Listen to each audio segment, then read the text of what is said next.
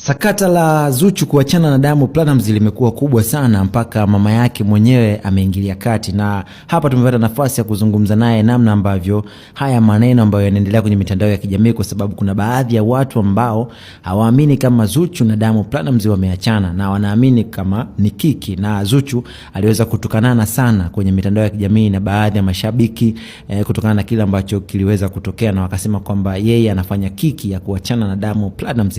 Lakini pia mama yake hajakaa mbali, hapa amezungumza na sisi tumefurahi sana kupata nafasi ya mama Khadija Kopa kuweza kutupa muda wake wa kuzungumza na sisi. Lakini pia jana tulifanya mahojiano na Niva, na akawa amesema kabisa kwamba Zuchu akiachana na Diamond Platnumz basi mziki wake utakuwa umeishia hapo. So majibu yote mama yake na Zuchu ameweza kuyajibu hapa, na yeye ameamua kufunguka na kuthibitisha yote ambayo yanatokea kwa sasa kwenye mitandao ya kijamii kuhusiana na kuachana kwa Diamond Platnumz pamoja na Zuchu. Umemkuza mwanao Zuchu na yeye akaingia kwenye muziki, labda bado kuna maneno ambayo watu wanayazungumza ambayo sio mazuri kwako wewe, unaendelea kumpa moyo gani au maneno gani ambayo unaendelea kumjenga mwanao Zuchu aendelee kufanya vizuri kwenye kazi yake ya muziki? Kwa sababu kama ulivyosema, kuna watu ambao wanasema jamani, na mimi nataka niingie kwenye muziki, lakini zamani walikuwa wanaona kama ni kitu cha kipumbavu. Ni kweli maneno hayawezi kukosa, wako wengi wanasema maneno chungu nzima, lakini yeye kwa sababu amekulia katika mikono yangu mimi, ameniona mimi nilivyokuwa nikipambana. Wakati wetu sisi ndio ulikuwa mbaya, tulipambana, lakini pesa mwanzo zilikuwa hakuna, lakini baadaye mpaka tulivyoweza tulikuwa tumekamatwa na watu, tunawaingizishia watu pesa. Kwa hiyo tulikuwa sisi wenyewe hata hii pesa tulikuwa hatuioni. Tunanyonyeka, lakini kunyonyeka ni lazima kwa sababu unavotafuta.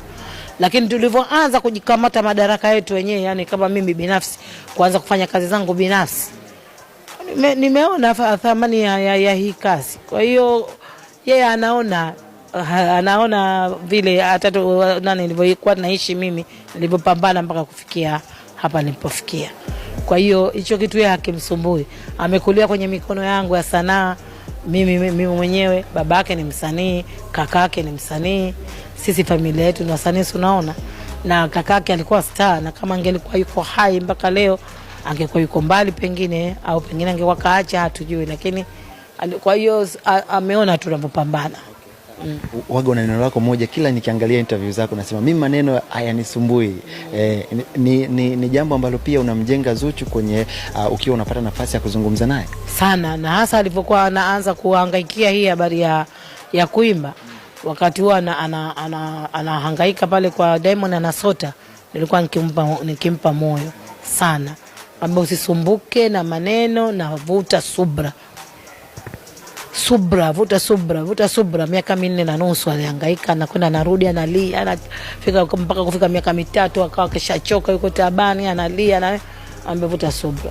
Kwa maneno usijui alivyoanza, nikamwambia usihangaike na maneno ya watu. Tazama unataka kufocus, unataka kufanya kitu gani. Usipo focus unataka kufanya kitu gani, ukisikiza maneno utafika mbali. Msemo unasema kwamba mwenye uchungu huwa ni mama. Ndo mara nyingi anakuwa na uchungu na mtoto wake. Unajisikiaje pale ambapo watu, hata ukipita mitaani au ukikutana na comment mitandaoni, watu wanamsema vibaya Zuchu, wewe kama mama huwa unajisikiaje? Sijisikii vizuri, lakini hata sijali.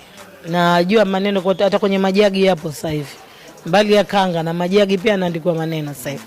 Kwa hiyo mambo ya maneno haya, mimi mwenyewe nikiwa nimeamua kumwambia mtu maneno atakoma.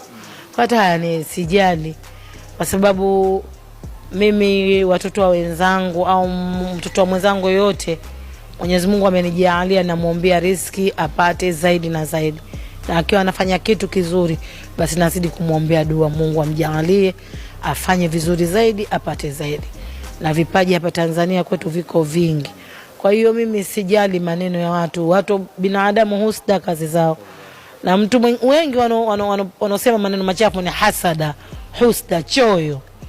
Maana angeweza kufanya yeye angefanya, lakini yeye hawezi, na angeweza mwanawe angenyamaza kimya. Kwa hiyo mimi vitu kama hivyo havinishughulishi, nacheka tu, naona kitu cha kawaida. Msemo unasema kwamba usilolijua ni kama usiku wa giza. Nataka nikumbushie kuna kauli moja uliwahi kuizungumza ambayo mimi pia kupitia Bongo Touch nilifanya interview na msemaji ambaye amekuwa akijiita msemaji wa watu na vitu kama hivyo. Ulisema kwamba kuna tofauti ya kunya na kuzaa. Sasa yeye akawa amezungumzia kuhusiana na kwamba kama mama yake na Zuchu alizungumza hivi, basi amwambie mwanae aolewe sijui na nini na vitu kama hivyo. Ndio maana nikasema usilolijua ni usiku wa giza. Kwa kauli yake ile ambayo aliamua kukujibu wewe kwa kuzungumza yale maneno, kwako wewe unaweza ukazungumza nini kama mama ambaye unafahamu mambo mengi kuhusiana na mwanao? Nataka kumwambia mtu, kama ukisikia mtu kasema kitu, fuatilia kwanza ujue mwanzo wake mpaka mwisho wake amesemaje. Sababu mimi ile kauli nilivyotoa sikusema hivi ile tu, ina ufafanuzi wake ndani yake. Sasa kuna watu wengine wanapenda kuvamia mambo ya watu, ndo kama kinao midomo yao bwakubwako, wana vipwate. Mtu mwenye kipwate unaweza kurukia kitu ambacho sio chake. Kama mfano hivi unaona rais wetu amefanya hii tours na nini, wengine manake anaigiza. Nyinyi hamjui thamani ya kile kitu. Hebu fuatilia kwanza ujue thamani ya kitu. Kwa sababu mtu kama yeye yule mimi alani sumbui. Domo kaya analotaka lolote mdomoni anasema. Wenye hasada zenyewe ndio wao. Wenye husda na hasada za watoto wenzao. Maana yeye anayoyafanya hayaoni.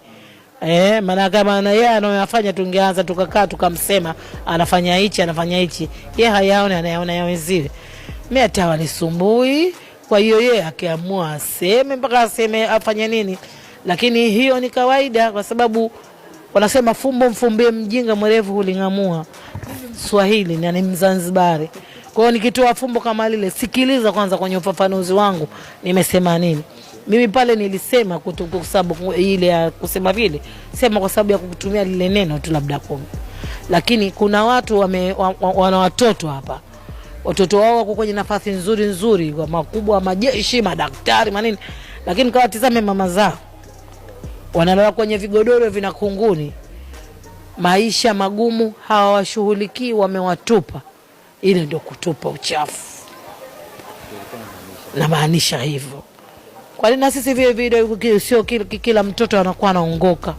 Na unaweza kumlea mtoto vizuri lakini baadaye akaja akakudharau, asikuthamini. Ndio Mwenyezi Mungu akatupa maradhi yale tunakuja tunayatoa duniani. Yale sio watoto wako, yale maradhi Mungu kakupa. Lakini wanakuweko na watoto ambao wanakushughulikia wewe na wanakuthamini kama wewe ni mama. Ndio wale sasa watoto wanojua kama huyu ni mama yangu ananithamini. Lakini yale mengine tulotoa ndio kama tumetoa uchafu tumboni ile. Ndio wale hawajali huyu mama hawanini, lakini uwezo anao. Na wengine wanaanza kuwa maskini, hana kitu, lakini akisikia mamangu anaumwa kidole tu amekukimbilia mbio. Mama nikukoroge uji. Japo wewe mwenyewe mama utampa haya mama mwanangu kanunue hichi. Lakini anakuthamini, anakuengaenga. Wale wote ni watoto. Wale sawa watoto kama wale. Tena bora mtoto awe anakuthamini, bora awe hana hela lakini akuthamini. Kuliko akiwa na pesa hana thamani. Ndio uchafu wenyewe huo tuloutupa. Yeye sasa kama hajui Kiswahili anajifanya mzungu. Aulize na angatazame ile interview nilivyoisema, nimeifafanua. Sasa kila kana laloliona anabwakia la mpira analirukia yeye la sijui la Bongo Flava analirukia yeye na Jacob kalirukia yeye sijui anaonekana yeye anajua kusema sana.